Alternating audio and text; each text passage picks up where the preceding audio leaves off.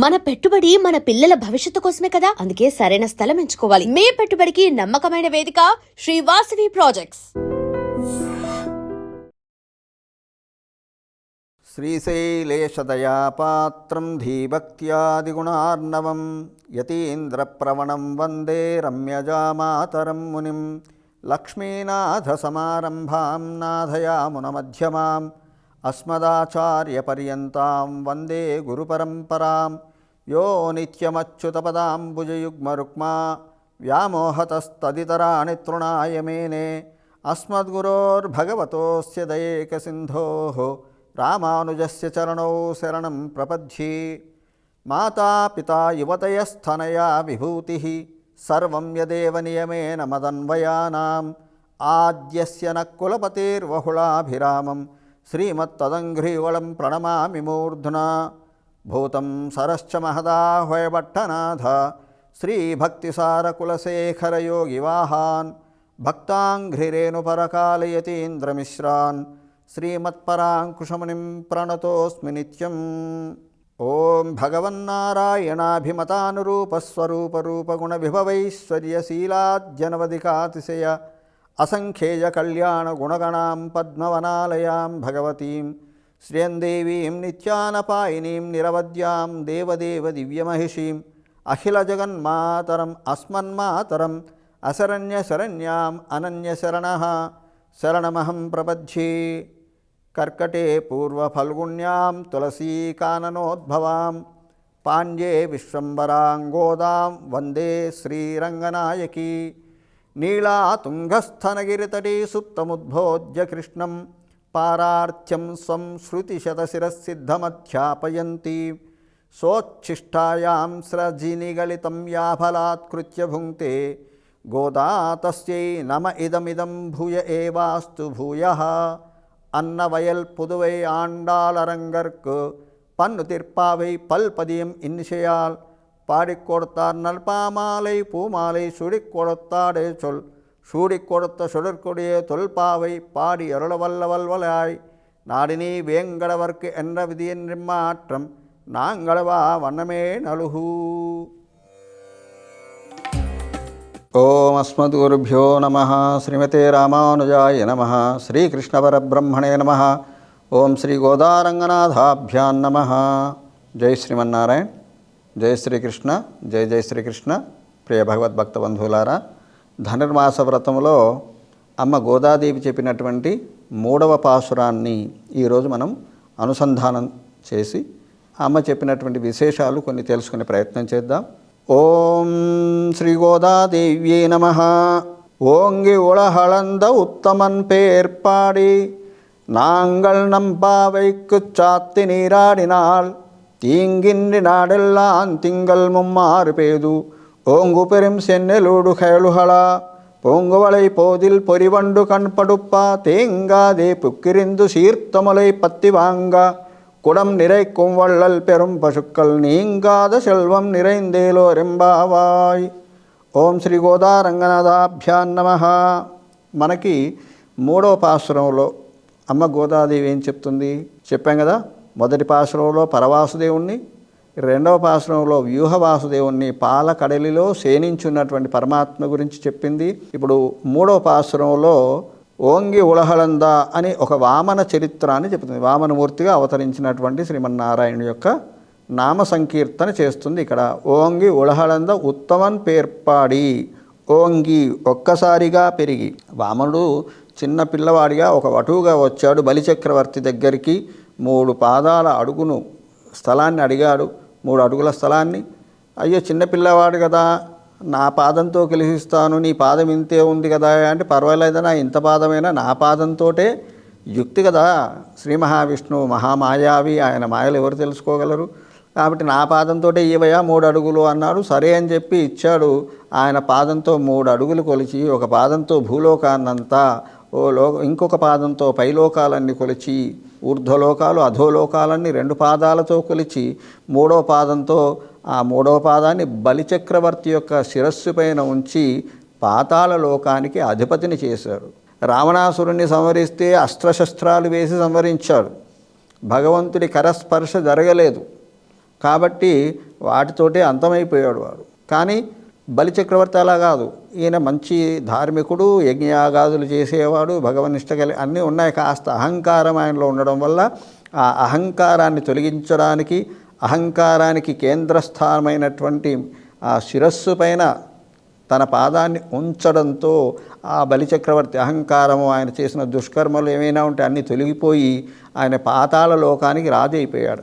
అలా తన వైభవాన్ని తనే చాటుకున్నటువంటి మహాపురుషుని అవతారం ఈ 3వ పాసురం.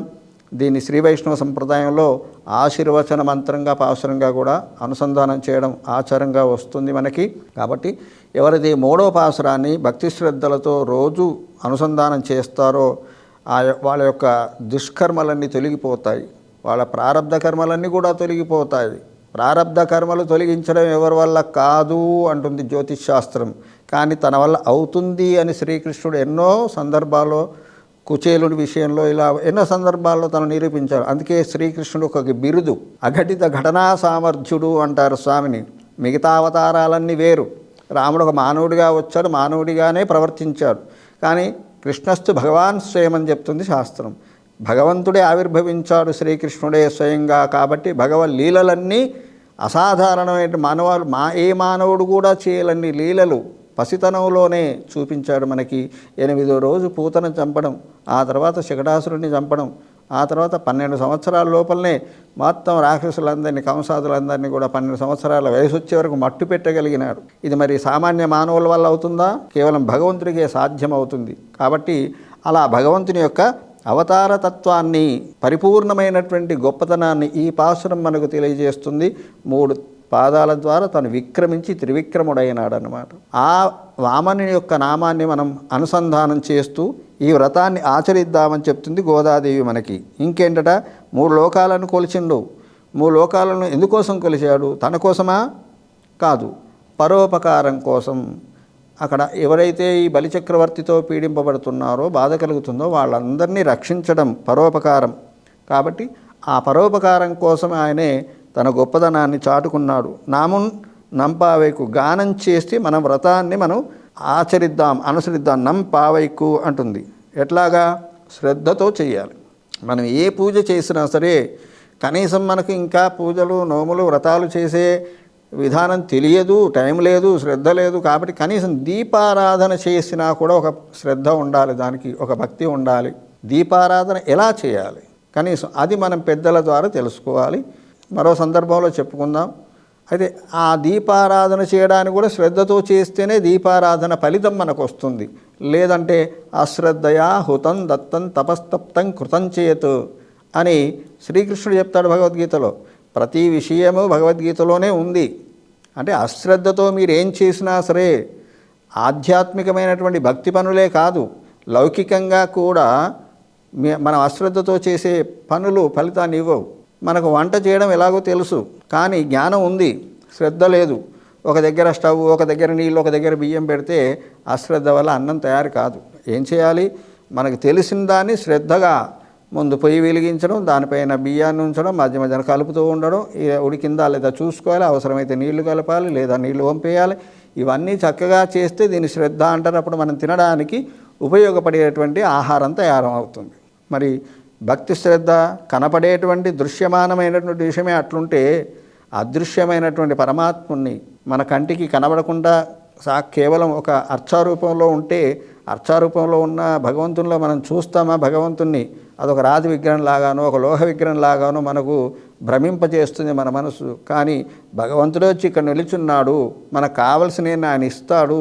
అంత శక్తిమంతుడు అనేటువంటి శ్రద్ధ, భక్తి మనకు కలిగినప్పుడు, విశ్వాసం కలిగినప్పుడు తప్పకుండా ఆ స్వామి మనకు అన్నీ ఇస్తాడన్నమాట. అప్పుడు ఏం జరుగుతుంది? వామనమూర్తి యొక్క నామాన్ని మనం శ్రద్ధగా అనుసంధానం చేయడం వల్ల, శ్రద్ధగా ఈ స్నాన వ్రతాన్ని ఆచరించడం వల్ల, స్నానం అనేది ఒక సాకుగానే మనకు కనబడుతుంది.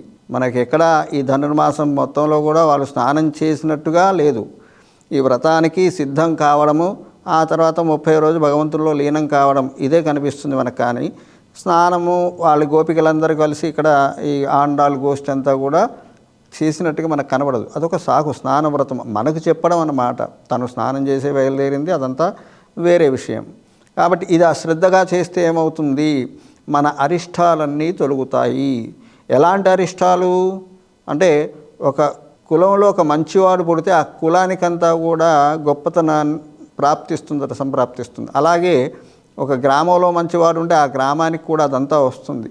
మరి భగవంతుడి విషయంలో గనక మంచి భక్తులు ఉండి భక్తి శ్రద్ధతో భగవంతుణ్ణి గనక కొలిస్తే వాళ్ళ ఆ వ్రత ఫలము యావత్ ప్రపంచాన్ని కూడా రక్షిస్తుందట. ప్రపంచంలో ఉన్నటువంటి విశ్వశాంతి కలుగుతుంది. ఆ విశ్వంలో ఉన్నటువంటి అరిష్టాలన్నీ తొలగిపోతాయి. మనకు అకాల యుద్ధాలు, అకాల వర్షాలు, అనావృష్టి, అతివృష్టి ఇలాంటివి వస్తుంటాయి. అలాంటివన్నీ కూడా, ఈతి బాధలన్నీ కూడా తొలగిపోతాయి. అప్పుడు ఏమవుతుంది? తింగల్ ముమ్మారిపేదు, నెలకు 3 వానలు కురుస్తాయి. భగవంతుని యొక్క అనుగ్రహం ఉంటే ఆ 3 వానలు కురిస్తే ఏమవుతుంది అంటే, అప్పుడు ఏపుగా ధాన్యం పెరుగుతుంది. అప్పటి కాలంలో ఇప్పుడున్నటువంటి రకాలు లేవు. వరి ధాన్యం, అప్పుడు ఎర్రటి వరి కంకులు ఉండేవి. మా చిన్నతనంలో కూడా మేము చూసాం, తిన్నాం. అయితే ఈ తెలంగాణ ప్రాంతంలో గొట్టె ఒడ్లను, ఎర్ర ఒడ్లని ఇలా అంటుంటారు అన్నమాట. అలాంటి ఎర్రని వరి కంకులు కరిగినటువంటి ఆ వరిధాన్యం ఏపుగా పెరుగుతుందట. మరి నెలకు 3 వానలు కురిస్తే, అది కూడా మంచి వానలు కురిసినప్పుడు అక్కడ ఉండేటువంటి నీళ్ళ మీద తేమ ఆరిపోకుండా పంట చేలలో నీళ్లు నిలుస్తాయట. ఎంతగా నిలుస్తాయి అంటే, అందులో వచ్చి చేపలన్నీ కూడా గంతులు వేస్తుంటాయట. నీరు బాగా సమృద్ధిగా ఉన్న చోటే చేపలు ఉంటాయి. కాబట్టి మనం చేసే వ్రతం ద్వారా అంత సమృద్ధిగా వర్షాలు పడి పాడి పంటలు అభివృద్ధి చెందుతాయి అని గోదాదేవి మనకి చెబుతుంది. అలాంటి గొప్ప వ్రతాన్ని మనం చేస్తున్నాము. తర్వాత ఇంకేంటి, ఎవరైతే ఈ వ్రతాన్ని చేసేవాళ్ళు ఉంటారో వాళ్ళ చుట్టుపక్కన ఎలాంటి అష్టాక్షరి మహామంత్రాన్ని నిష్టగా జపం చేసేవాళ్ళు కానీ, ఈ ధనుర్మాస వ్రతాన్ని నిష్టగా ఆచరించేవాళ్ళు కానీ ఎక్కడైతే ఉంటారో అక్కడ ఎలాంటి అతివృష్టి, అనావృష్టి, ఈతి బాధలు లాంటివి ఉండవట. తర్వాత పాలు కూడా సమృద్ధిగా ఇచ్చే పశువులు ఉంటాయట. అంటే ఆవులు ఉన్నాయనుకోండి, పూర్వకాలంలో ఆవు సంపద, గో సంపద ఎక్కువగా ఉండేది. ఆ గోకులంలో అంతా కూడా నందగోపుడికి గోవులే ఉండేవి. ఆ గోవులు బాగా పాడి పంటలు బాగా పండాయనుకోని, బాగా ఆహారం దొరుకుతుంది, పచ్చగడ్డి వాటికి. అప్పుడు ఆవులు కూడా పాలు ఇస్తాయి. ఎలా ఇస్తాయట? ఆ పొదుగును పట్టకముందే ధారలుగా స్రవిస్తూ ఉంటాయి పాలు. అలాంటి పాడి సమృద్ధి కలుగుతుంది అని మనకి గోదాదేవి చెప్పిందనమాట 3వ పాసురంలో. నెలకు 3 వానలు కురవాలంటే ఇంకొక నియమం ఉంది శాస్త్రంలో. ఎలా కురుస్తాయి 3 వానలు అంటే, గోదాదేవి చెప్పింది భగవన్నామ సంకీర్తన. అంతేకాకుండా రాజు ధర్మాత్ముడైతే ఒక వర్షం కురుస్తుందట నెలకి. బ్రాహ్మలు వాళ్ళ యొక్క ధర్మాన్ని చక్కగా నిర్వర్తించినప్పుడు చక్కగా ఒక వర్షం కురుస్తుందట నెలకి. స్త్రీలు తమ ధర్మాన్ని చక్కగా పాటించినప్పుడు, ప్రజలందరూ కూడా తమ ధర్మాన్ని పాటించినప్పుడు ఇంకొక వర్షం కురుస్తుందట. ఈ విధంగా నెలకు 3 వానలు. మనకి అన్నమాచార్య వారి సంకీర్తన, నెల 3 శోభనాలు నీకు నతనికే తగునమ్మా అని అలా భగవంతుని యొక్క వైభవాన్ని చెప్పినట్టు నెల 3 వానలు కురుస్తాయి ఈ ధనుర్మాస వ్రతం చేయడం వల్ల. ఆ పద్మనాభుడి వైకుంఠనాథుణ్ణి, ఆ వామనుని యొక్క నామ సంకీర్తనం చేయడం వల్ల అని చెప్పి ఈ 3వ పాసురంలో మనకి కలిగేటువంటి ఫల సమృద్ధిని ఈ గోదాదేవి తెలియచేస్తుంది. ఓం అస్మద్గురుభ్యో నమః. జై శ్రీమన్నారాయణ. ఓం శ్రీ గోదారంగనాథాభ్యాం నమః. And for more videos, Please subscribe to iDream. Please subscribe to iDream. Please subscribe iDream. And please subscribe to iDream. For more videos, subscribe to iDream. please like, share and subscribe to the channel. Congratulations, iDream. Subscribe to iDream. Subscribe to iDream. So subscribe to iDream Media. iDream team అందరికి huge congratulations. Please subscribe iDream Media. Please subscribe to iDream. Subscribe iDream. Please subscribe to iDream. iDream అంటే నా కళల ఛానల్ను subscribe చేసుకున్న నోరు తిరుగుతలేదు. మీరైతే గంట గుర్తు కొట్టండి. For more such videos, please subscribe to iDream. Subscribe to iDream. Please subscribe to iDream. Please subscribe iDream Media. Please do subscribe to iDream. Please subscribe to iDream Media. For best entertainment and information, please subscribe iDream. And don't forget to subscribe to iDream.